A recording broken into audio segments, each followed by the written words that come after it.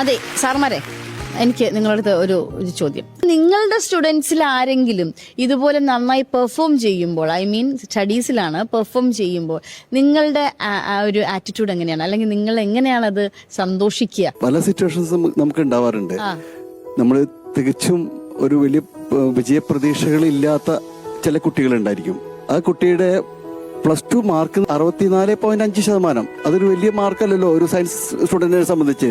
അങ്ങനെ മാർക്കുമായി വന്ന് ഒരു വർഷം ഞങ്ങളുടെ ഇവിടെ പഠിച്ച കുട്ടി ഇന്ന് കഴിഞ്ഞ ദിവസം എൻട്രൻസിന്റെ റിസൾട്ട് വന്നപ്പോൾ ആ കുട്ടിയാണ് കേരളത്തിലത്തെ ഫസ്റ്റ്. ഓൾ ഇന്ത്യ റാങ്ക് അവന്റെ 34 ആണ്, ഓൾ ഇന്ത്യയില്.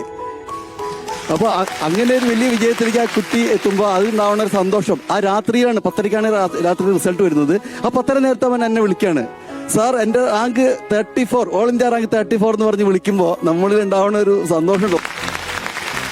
ഈ വർഷം മറ്റൊരു റിസൾട്ട് കൂടി ഉണ്ടായിരുന്നു കേട്ടോ.